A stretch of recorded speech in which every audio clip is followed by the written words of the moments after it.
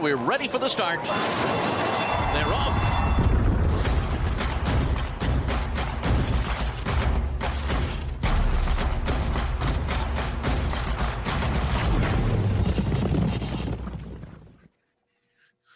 Hi again, everybody. Jeremy Plonk from First Bet and Express Bet, joined by Jeff Siegel as we hit the First Call podcast every Friday to take a look at a big weekend of action around the country. We're going around the world this week, though. It's the Saudi Cup coming up on Saturday morning in Saudi Arabia. Some American interest in that. We'll talk about that race in depth. We'll get Millie Ball's preview of that race as well from the XBTV studios. And Jeff and I are going to take a look at 8 stakes races domestically here in the U.S. Saturday and Sunday, Jeff, because it's kind of a light stakes Saturday here in the U.S. We're going to extend into Sunday's race at Sunland as well. Yeah, because we don't have any racing this week at Santa Anita due to the rains that have arrived and snow too. They're telling me it might even snow, and I live fairly high up in the mountains, so I haven't seen snow personally since 1959. Wow. When my parents took me to Baldy, and that was fun. But other than that, I'm not sure that the snow is going to get down quite where I am. But it is wet, it is rainy. There is no racing at Santa Anita. We've lost a few stakes, so we'll ride them back later. But you're right, it's a little light here. We got good racing though around the country. We'll try to find something we can tell you about, and also, Saudi Arabia's got major racing as well that we are highly interested in because of the local interests that we have. Absolutely. If you're in the handicapping tournaments, a couple big ones this weekend at Express Bet. Check out the final week of Beat the Host. Our 8-week series wraps up this Saturday. You've got Eddie Olczyk skating the center ice to take on this weekend. So Eddie will take on the competition. I believe 650 players have already qualified for the March 11th Beat the Host final round. This is your last chance to qualify for that tournament and a chance to win your share of $60,000 in weekly and seasonal prizes. Also a special one this week because in that Beat the Host, Tom Bassett is the only player who has swept the host all 7 weeks. He beat Michelle Yu last week. He is still alive. He's one-on-one. I don't know if Eddie's going to take the gloves off, if there's going to be chicklets and issues, but Tom Bassett, Eddie Olczyk, they're going one-on-one basically for $6,500 if Tom Bassett can take him down. He's already guaranteed $4,000, Jeff, the consolation prize for outlasting all the other players in the Beat the Host head-to-heads each week. So Bassett's got $4,000 in the pocket. He's playing for $6,500. I'm actually rooting for him this week. Most of the weeks I'm rooting for the host to take down somebody, but with that on the line, I hope he beats Edzo by a dime. Eddie has a big week though, and we're looking forward to the Beat the Host contest. Also on Saturday, we've got the $300,000 First Ultimate Betting Challenge feeder.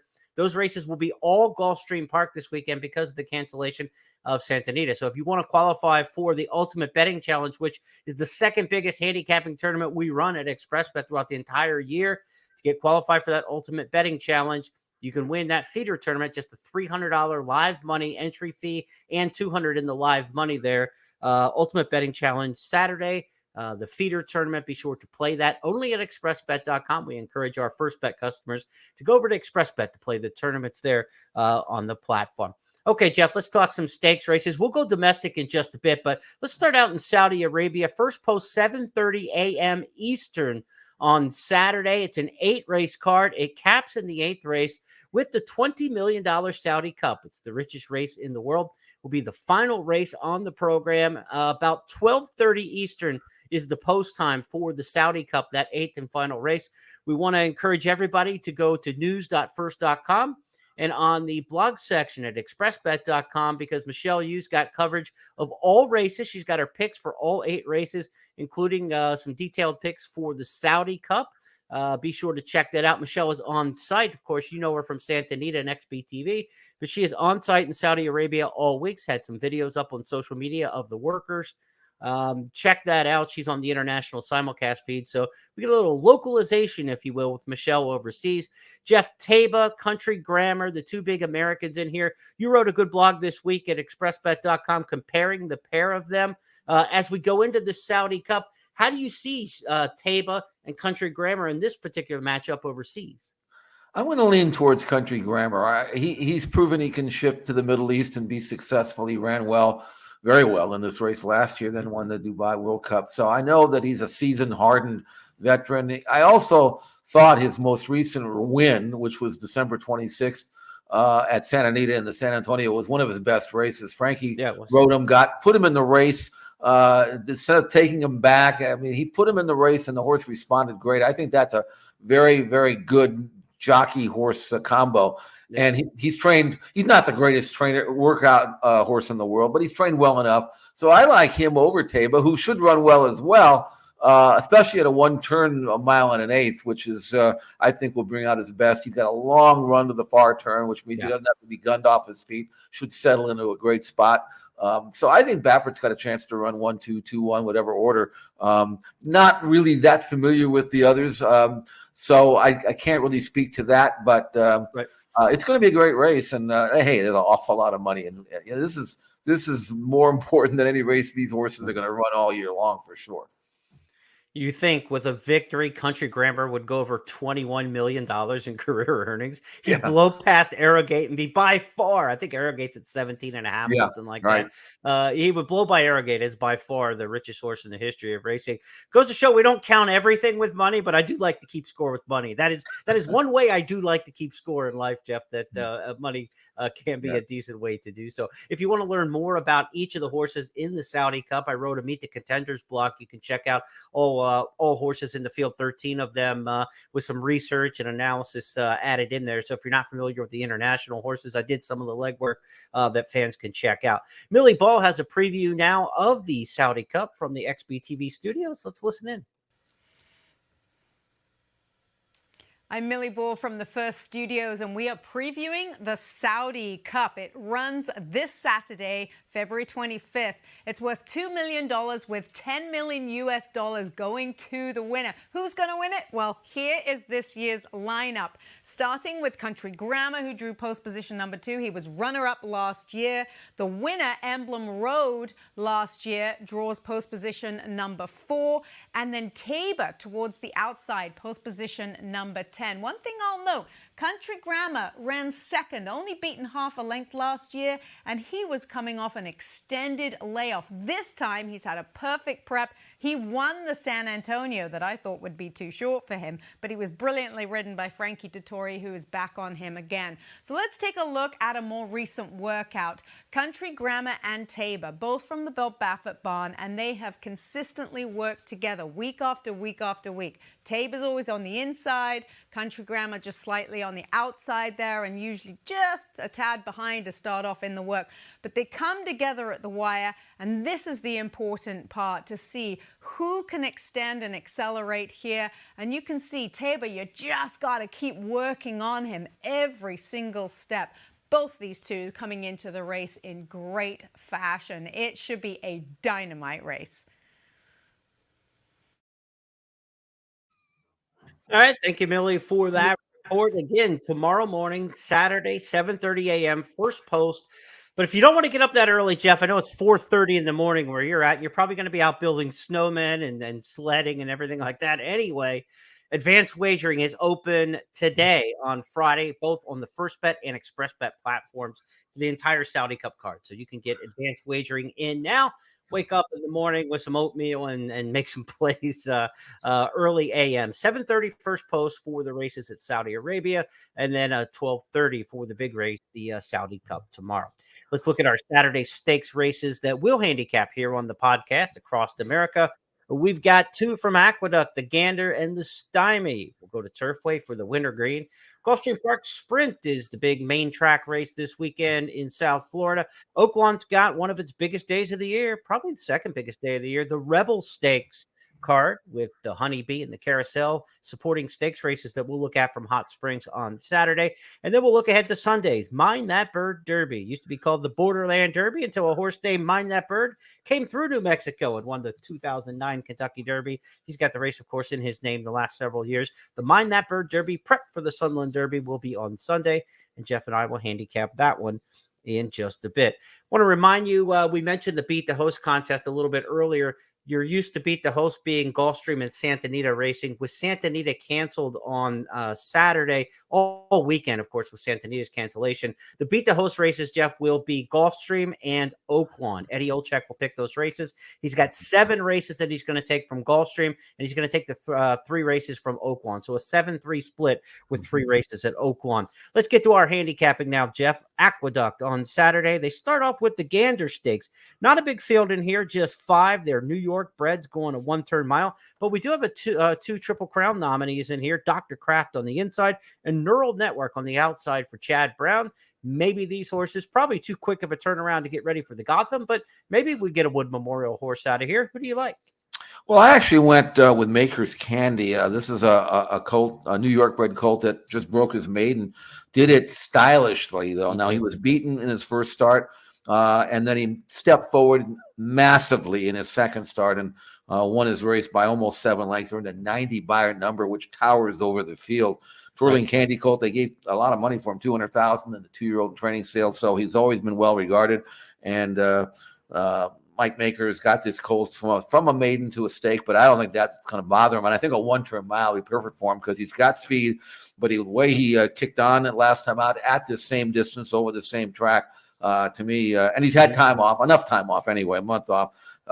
So I think Maker's Candy, and I think he's going to be a short price strictly because of the discrepancy in the speed figures, which it's big, makes him tower over the field, really. Right.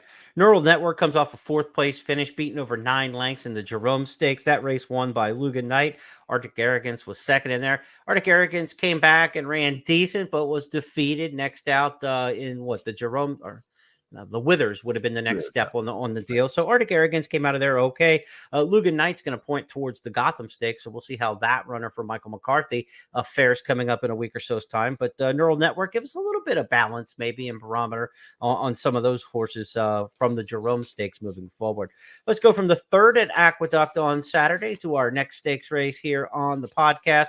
It'll be the Stymie. The Stymie is race number 8 on the card. Again, another 1-turn mile. Those were New York bred 3-year-olds in the Gander. These are the older Open Company horses and some horses that you've got some, familiarity with. Bourbonic, of course, a Triple Crown alum from back in 2021. Miles D has run in some big races. A Travers 3rd place finisher from that 2021 season. And then you've got Repo Rocks, who at age 5 maybe ran the best race of his life last time out in the Toboggan. Let's go back and take a look at that smashing performance. 3 across the track with a 1/4 mile left to go. 45.76 for a half-mile time. Pirate Rick at the rail. Little Vic in between horses, and Repo Rocks is now taking the lead. It's Repo Rocks who's now a full length in front. Drafted is making up some late ground. Repo Rocks is 2 lengths clear with a final furlong to go. Repo Rocks is striding away. It's Repo Rocks is the 16th pole, now 5 lengths clear. Repo Rocks is going to dominate the toboggan. Repo Rocks wins it. Little Vic second, drafted up for 3rd, and Pirate Rick in 1 minute 23.42 seconds. Of course, the question is, which Repo Rocks do we get here, right? I mean, the previous race he had at Aqueduct compared to this one was 49 points difference on the Beyer speed figure scale. That was his last start before Jamie Ness took over. We talked about this in some of our handicapping shows in the past several weeks, Jeff. The Jamie Ness factor has been real with Repo Rocks. This horse has really moved up. He was 10-1 in that race, by the way, Jeremy. So, I mean, I looked up, I said, well, 3 to 5, but he wasn't. And that's because his recent form, and it wasn't like he was off form. He'd won his previous 2. He's perfect now, 3 for 3 since being transferred to the Jamie Ness barn, which you would expect to see with cheap claiming horses, but not necessarily with stakes. But I don't know what Repo Rocks, what Jamie has done with this horse, or what the reason is for him to step forward. He's always been a nice horse. Don't get me wrong. It wasn't like he was running for 12.5, but nothing like this. You're in a 111 Beyer number. That's going to win most Breeders' Cup sprints. So whether or not he can run back to that here. One thing I will say, though, that race was at 7/8. This race is a 1-turn mile, and the way he ran in this race, I don't think the extra furlong is going to slow him down. So he looks to me like another short price favorite, maybe too short. I would have rather had the 10-1 last time than the much shorter price you're going to get here. But I will say this: he trains over at Parks. He's training. I mean, the workout times, I've obviously not seen the works, but looks like he's working great. Mm-hmm. And there's no reason to think that he couldn't come back to at least close to what he just did. And anything close is going to win. So Repo Rocks will be interesting to see if he can turn into a like this. Because if he can, then maybe sky's the limit for this gelding who, he's run 32 times. You'd think by now he would have shown the best form, but maybe there's still more to go. It'd be hard to top that last one, at least on the speed figure scale. There's not a lot of speed in this race for this time of year, 1/3 mile. Maybe Black Belt, horse who kind of pressed the pace in the Hooper a little bit.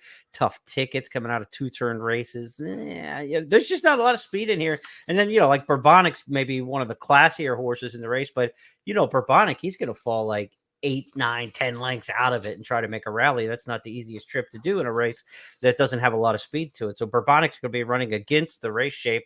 Repo Rock should be right up on the pace and near the front in a race that doesn't, frankly, have a whole lot of it. It's apropos that you took the horse out of the Toboggan Stakes, though, Jeff, as you're going to look around in the San Gabriels and get a little snow this weekend. Maybe you could, get on Amazon now, order yourself a toboggan, and it'll be there by tomorrow, and you could probably use it. It's funny you bring that up because there's no racing at Santa Anita. I always refer to the 6.5 down the hill races as a slalom event. So if it had been snowing and they'd been running, we would have really had a slalom event maybe.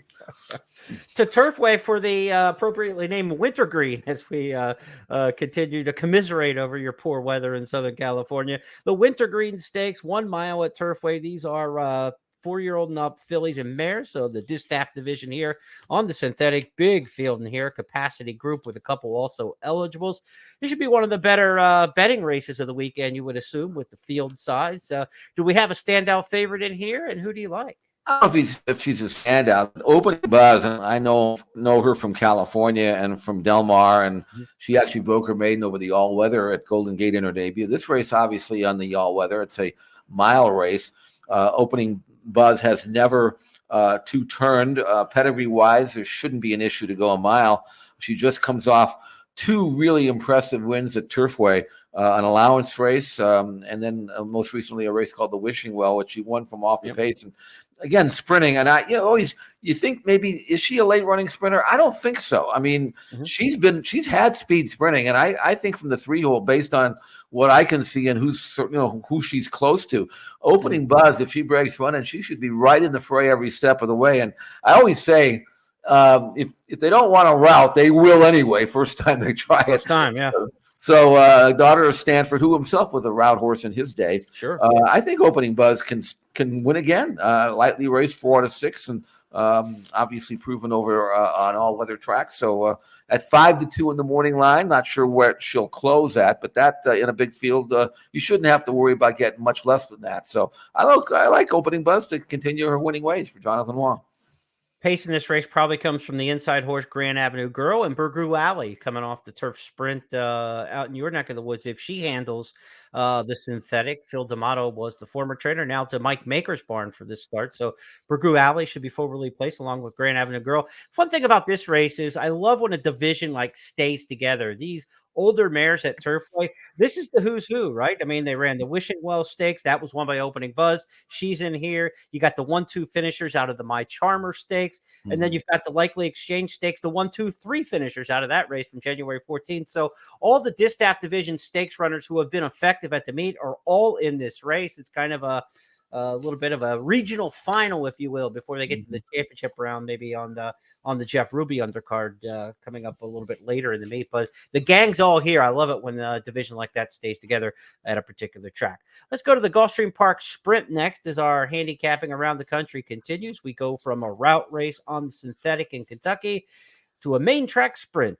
And we've got an interesting field in here with Super Ocho, a horse who comes off a big win at Delta Downs. This is a former Chilean runner who settled in the U.S., but is yet to race at Gulfstream Park. We'll see how Super Ocho shifts gears and heads to South Florida. Scaramucci's in this race, a horse who had been in great form, but kind of went off form last time when they tried to turf sprint to get back to what he does best. This is an interesting group in here, Jeff. Cajun's Magic from far off the pace, Lightning Larry from up front. It's a good group. Who do you like in the Gulfstream Sprint? It's hard to dismiss 3 for 3, and that's what Candyman Rocket is at Gulfstream Park. Yeah.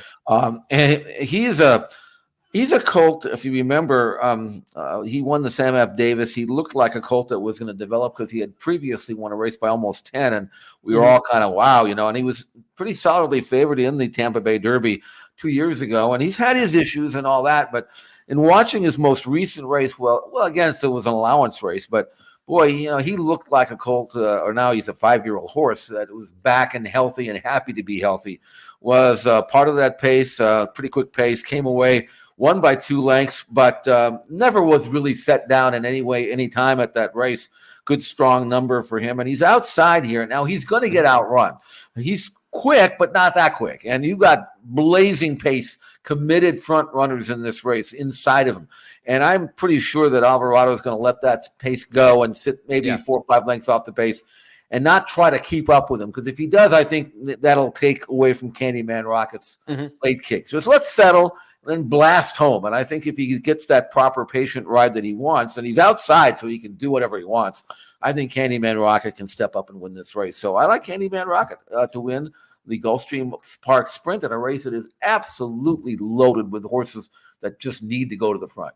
Yeah, the Candyman Rocket has that ability, I think, maybe to send up in the sprint ranks, So this is a good stepping stone from the allowance to a listed stakes like this for 125 grand. But if he runs another race like he has in his last couple, he's only had the one this year and the other one was a year ago. Right. But if he continues to ascend, I would not be shocked to see Bill Mott consider maybe Dubai if they get an invite to go for, the Golden Shaheen. This would be a horse. Mott really supports the international scene. We see him with Casa Creed running over in Saudi Arabia on Saturday. Not afraid to ship one there for a big money event. There's not a lot of huge money early in the year for sprinters in the U.S. as it stands. So maybe a trip to Dubai after this for Candyman Rocket if he runs to the maximum of his ability of what we're seeing as his potential. But I think he's on the bigger and better things as this year progresses, if he can stay healthy. This is a horse who's run twice in 2 years. We have to keep that in mind. But if healthy, he looks pretty effective in the sprint ranks this year. That's a good call. I think that's what maybe whoever wins this race might consider that. But I think that would be a legitimate goal if he were to perform up to standard here in this race. I also think he'd be a great 7/8 one-turn mile type horse too. I mean, right. I'm not sure he's up to quite grade 1 company, but there are races that he can win. If he stays healthy, there's some options here. Yeah, Churchill Downs Handicap, Carter, Met Mile. Those kind of races are the big ones. If you stay domestically in that 7 furlongs to a mile over the next, I guess we're 2.5 months away from races like the Churchill Downs Handicap. We're not too far off getting to the first Saturday in May. To our stakes schedule, we go back for Saturday's trio of stakes races at Oaklawn for the Rebel Stakes. Now, I'm going to say I like this kind of card, Jeff. There are 3 stakes on the program Saturday at Oaklawn. It's a big stakes day, but they haven't overdone it. We know the trend in the United States over the last decade has really been to just pound all of your stakes races on a singular card where there's 6, 7, 8 stakes races. I think there's plenty of meat on the bone with 3 really good stakes, and that's what we have with the Carousel, with the Honeybee, and the Rebel Stakes on Saturday. Fill it with big fields of undercard races, which they are apt to do at Oaklawn. It's a really good-looking betting card on Saturday. I think they'll do well. Gulfstream and Oaklawn are going to have exceptional days on Saturday with the cancellation at Santa Anita. I think they will be major benefactors of the big handle day. To the 7th at Oaklawn we go. It's the Carousel Stakes. These are the Filly and Mare sprinters. Ugiri's in here coming off a win. She only raced once since last year's Kentucky Oaks, Jeff, but Rudolph Brisset had her ready to go first time back. She won nicely. Last year's fantasy winner returns to a track that we know she likes, and I would say the sprint off the last race makes her pretty formidable in here. Yeah, and because also she's a daughter of Shackelford. She broke her maiden sprinting first time out by 7. And then did nothing but route after that, Right. Not that she couldn't. We know that you mentioned she won the fantasy, second in the goldenrod, and those kind of races. Then she was off, came back in a sprint, and won that. And maybe the connections are saying, maybe she's a sprinter. I mean, we know she can route, but 2 for 2 in both the highly rated races. Her most recent one was accomplished in the mud She was favored. She was supposed to win. She did. It was her first start. Now she was completely cranked up. Took heat along the inside, shook off her rivals, and drew off. And that was in late December, so she's been given plenty of time. It must have been a little bit of a hard taxing race for her. Come back, steadily working there. So I mean, this is a quality filly. She is. And so I think that back sprinting again, 2 for 2. Maybe she can make it 3 for 3 around one turn. And I like Uguri to win again. It's a good race, good competitive race. But we know what she's capable of doing. And numbers wise, she's right there with these. So I think she's got a chance to step forward again. And I expect her to do just that. First quarter mile, fewer quicker in the filly and mare ranks than Pretty Birdie. She's going to come flying out of there. Got a couple for Peter Miller from California coming east. American Lily's in there. And we also have a Samurai Charm, the Joel Rosario riding Samurai Charm coming out of the Santa Monica, when third to Fun to Dream. So this is a good race. 150,000 carousel, 6 furlongs. You will see some of these fillies and mares making probably a bigger dent in the Distaff Sprint Division as the season rolls on. Let's go to the 10th on Saturday at Oak Lawn. It's the mile and 1/16th Honeybee Stakes, grade 3, 300,000. This is the final local prep towards the Fantasy Stakes. We mentioned that one, a race Ugiri won last year. The Fantasy is the big local prep at Oak Lawn towards the Kentucky Oaks. We'll see if we have any Oaks type fillies in this race, Jeff, because we've talked about this on some of our other shows on It's Official for sure. The 3-year-old filly division has completely fallen apart this year, right? Wonder Wheel got beaten her first race back last weekend. We just saw Hoosier Filly in a stunningly bad defeat down at Fairgrounds. Somebody in this 3-year-old filly division has to make a step forward at some point. Could we see one here from the Honeybee? We could. And the one that I latched onto is Wet Paint. Now, she's lightly raced. Maybe I'm a pedigree snob here, but being by Blame and out of a mare by Street Cry, you would expect her to get nothing but better with added distance and maturity and development. And she won a race called the Martha Washington over this track back in late January, and she did it like a stretch runner. I'm not quite Zenyatta, but she stays out of the pace and then roared home. Right. Now it wasn't off track, and sometimes that can. I mean, maybe she's a mud freak. Maybe that's what she needs. I don't know. So I'm going to be very interested to see if the Wet Paint that I saw last time win can do it, assuming it's going to be dry and fast. And there should be enough pace in here to set her up. And I don't know whether she has to be that far back, but I do think she wants to be held up early. So she has the opportunity to become an Oaks type of filly with normal progression and the added distance. Right. But we got to see if she can do it on fast ground. And if she can, she can win again. Gambling Girl in here for Todd Pletcher. Gets Irad Ortiz, who's in town to ride on Rebel Stakes Day. This one was third in the Demoiselle behind Julia Shining. Of course, Julia Shining was defeated out of that Demoiselle when she came back in the same race with the Hoosier Filly the other day. So we're looking for somebody in this 3-year-old filly division to please stand up.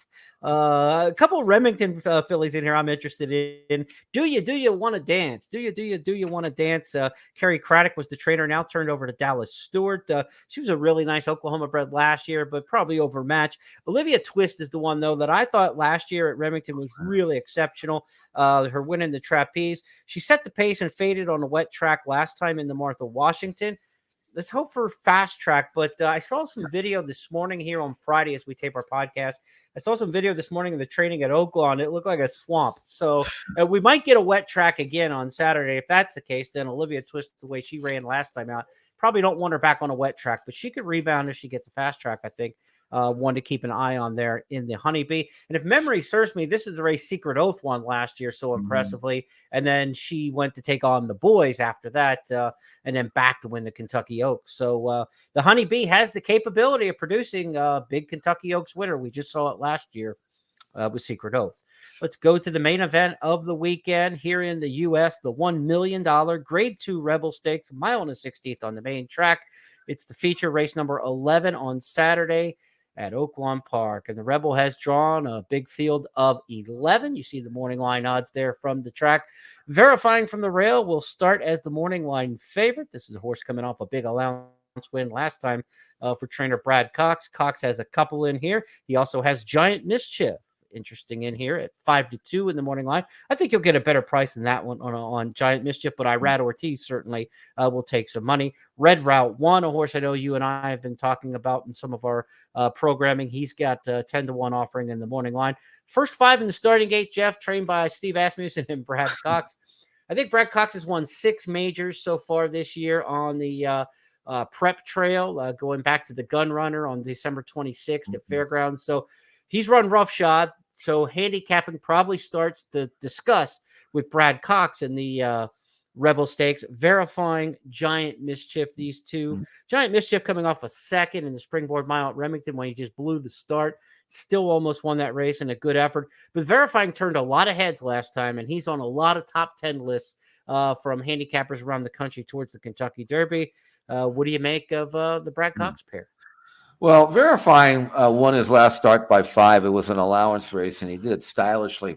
But while that race was going on, I was thinking back to a phrase that Michael Roney used once, and I think he's probably used it a few times now, where a horse turning into the stretch or top of the stretch, he refers to the horse as having not yet spent a quarter. And all that means is he's had such a perfect trip. He's never had to spend any energy at all. He just kind of is there and couldn't have gotten perfect. That's what I got the impression with verifying in his win. Mm-hmm. I mean, he looked good winning it, but you could not have gotten a softer trip. Now, I can't blame verifying for that. I mean, it's good to be able to have enough tactical speed to get that kind of trip, but it doesn't always work out that way. And I want to see verifying overcome a little bit of adversity, which from the rail he may not have to anyway. So obviously verifying is 2-1. He's a legitimate, favorite. He was unplaced in the Breeders' Cup Juvenile, but before that he was second in the Champagne. He broke his maiden. He comes off that allowance win at Oakland back in mid-January, so we know he likes the track. So there's really nothing to dislike other than maybe he's not quite as good as the form looks, or maybe he is. You and I talked about Red Route 1, and we talked about strength of schedule and how he has faced so many top-class horses in this division. There may not be a more talented colt than Arabian Night, and Red Route 1 couldn't catch him. But he was trying to, Jeremy. He was trying to catch him. He wasn't just picking up tired horses. He was head down, galloped out well. And again, I think he's a progressive, and he's by gun runner, he's progressive colt. Who knows where he can stop? 10-1. I'll take that right now. I'll gamble on him at 10-1 right now if I can get it. Let's take a look at that race you talked about last time out in the Southwest Stakes. Arabian Night was a big favorite for Baffert on the front end, but watch the runner-up, Red Route 1, trying to dig into that margin. So Arabian Night and Frosted Departure are the two off the top of the turn. Arabian Night a length in front of Frosted Departure in second. Here is Red Route 1 erupting from the back of the pack, but he is still 6 lengths behind his front-running favorite, Arabian Night. And now he's 4 in front. Red Route 1 might get second. He will not win the Southwest. That winner is Arabian Night. Arabian Night won by 6 lengths. Red Route 1 did get second. Frosted Departure third. Sun Thunder fourth. We'll see Arabian Night probably in the Santa Anita Derby next. As you had mentioned, Baffert probably wants to keep that one home. He won't run for Baffert in the Santa Anita Derby. Probably a Tim Yakteen transfer that we're expecting there. Red Route 1, though, this could be his race. He reminds me a lot of Creator, a horse who I believe was 2016 for Asmussen, who just kind of had that same style, kept coming. And when he got to the mile and an eighth in the Arkansas Derby, he was a winner. He won the Belmont Stakes. This is the kind of horse I think that Red Route 1 can be.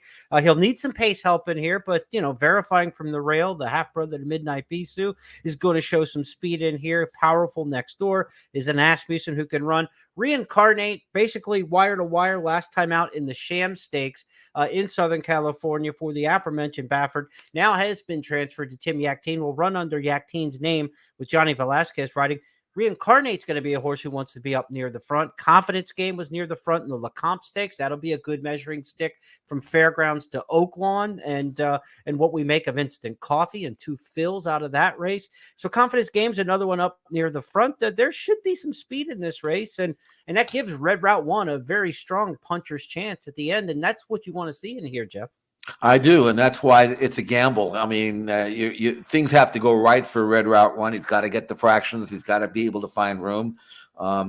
But yeah, he actually ran pretty well in the Kentucky Jockey Club too. I mean, that was his previous start back in November, beaten just over a length by Instant Coffee. So it's not like he hasn't seen some really good horses. He had, I mean, third to Forte and Loggins. I mean, what's wrong with that? So I don't see anybody of that level. Now, maybe there isn't. Maybe a horse like Reincarnate will step forward.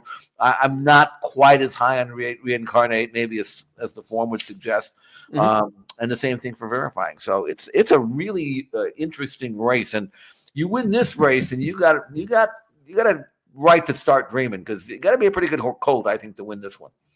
Yeah, and you'll probably be in the Derby field right away. Obviously, at 50 points, you will be in the Derby field. The runner-ups even got a really good shot, probably with 20 points of being right in that mix with any other assist. Now, that's the big Kentucky Derby points race this weekend. There is another 3-year-old stakes race, though, on the schedule. It comes up Sunday at Sunland Park. It's the Mind That Bird Derby, $100,000 local prep for the Sunland Derby. The Sunland Derby will have Kentucky Derby qualifying points. These runners don't have any points to play for, and none of them at this point, Jeff, surprisingly, are Triple Crown nominees. So we've got a field of 9 in here in the Mind That Bird Derby. There's a chance to late supplement. So if a horse were to run well here, go to the Sunland Derby and do well, they will pay the money and supplement towards the Triple Crown. That's usually the way it works. They'll pay their way in. But none of these right now are Triple Crown nominees. I know you've got your eye on a horse from Santa Anita named Henry Q. Let's let the fans see Henry Q and his maiden win last time, and you can talk about that one. Top of the stretch, Bluegrass Go-Go, confronted by Motorcade, who's coming professionally on the outside to challenge, and Motorcade is up on even terms. Down at the rail, Henry Q is coming with a nice run, pinned down to the rail, but he is determined, and Henry Q, another for Frankie Dettori, wins 3/4 of a length. Bluegrass Go-Go was second, Big Hat Willie, Motorcade, and then it was Arrow the Great to complete the super high five. Determined win. Nice gallop out. We let you see that there because we're going to stretch out in distance for Henry Q, coming off that 7/8 maiden win to the 1:16 two-turn race. If there's one track in America that can get a horse a little extra distance, it's the speed nature of Sunland Park. I mean, the horses tend to run a lot farther there than they would at other venues. Your thoughts on Henry Q? Well, Henry Q is a colt by Blame. So again, how would he not expect to go better over a distance to ground? That race was 7/8 of a mile too, so he's pretty fit.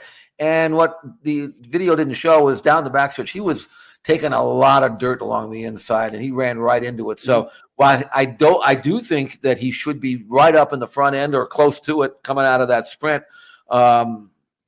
I don't think he needs the lead. We showed that. He's a progressive colt. Again, when you look at the pedigree, being by Blame, you're not expecting a Blame to win first time out. But and he didn't. But he was running against some decent horses. And then this race, and he got Maldonado, who's a speed rider, a really good rider, and I think he'll let him run out of the gate, which is what I like. I hate when they grab him.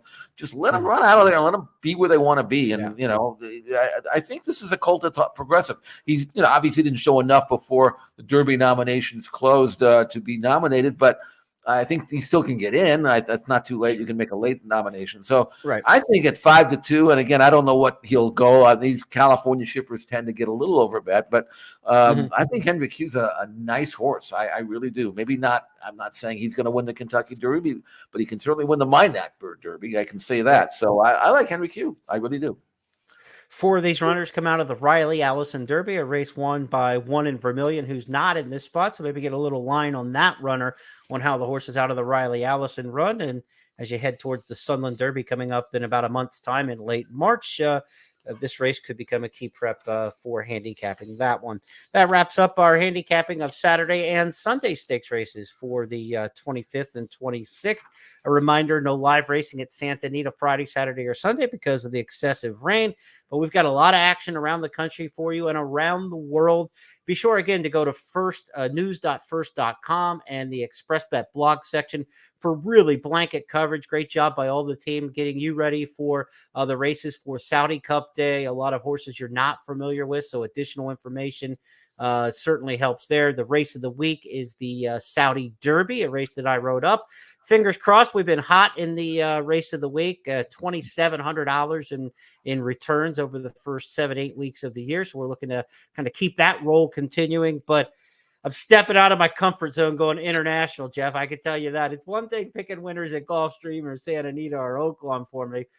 International, this is a tough test this weekend, but I'm going to try to beat having a meltdown. I'm going to make people check out that blog for the race of the week. And but in the Saudi Derby, I'm going overseas with my winner. I like something I really saw on videotape, studied a lot of replays, and fell in love with the horse on replay. So check out the Saudi Derby race of the week analysis. And this weekend, again, 2 big handicapping tournaments. We want everybody to jump into those if that's your thing. The $300 First Ultimate Betting Challenge feeder, $200 live money, $100 goes into the entry fees. ExpressBet keeps nothing in entry fees on any contest. 100% of it is paid out in prize money. And then the other big tournament this weekend, just $5 bets, 10 win bets at Gulfstream and Oaklawn for Beat the Host. Chance to take down Eddie Olczyk, win your share of weekly and seasonal prizes, and qualify for that big March 11th final for the Beat the Host championship round. You're not taking on hosts then. When you get there, you're just taking on other horse players around the country for a chance at some big money prizes there. So good luck to everybody on the tournament scene this weekend. Jeff, you got some Golden Gate picks as well for the website this weekend. I do. Since no Santa Anita racing, I figured I'd dive in at Golden Gate. Got a couple of long shots. I mean, legitimate long shots that you should check out. That Golden Gate analysis is on expressbet.com. So I'm my old stomping ground, Golden Gate Fields. You've got some stomping grounds in your past, so do I, and Golden Gate is one of them. Yeah. So check that out. We'll have 2 on Sunday as well. Haven't quite done the Sunday card yet, but I'll look for some prices there on Sunday as well. We look forward to seeing that again. Check that out on both websites. Also want to direct you to additional Rebel Stakes analysis. Jeff and I gave you some here on the podcast, but John White's got his full written blog with picks for the Rebel Stakes as well. You can get that at news.first.com and on the blog section at expressbet.com. Big weekend of racing all around the world, and we'll be back on Tuesday to wrap it up on It's Official, where Jeff and I will take on 5 hot topics that I have a strong feeling that there will be a Rebel and Saudi influence to when we reconvene on Tuesday. On behalf of everybody with First Technologies and Jeff Siegel, I'm Jeremy Plonk. Good luck at the races this weekend, and get up early. Set your alarm tomorrow morning. First post in Saudi Arabia, 7:30 a.m. Eastern.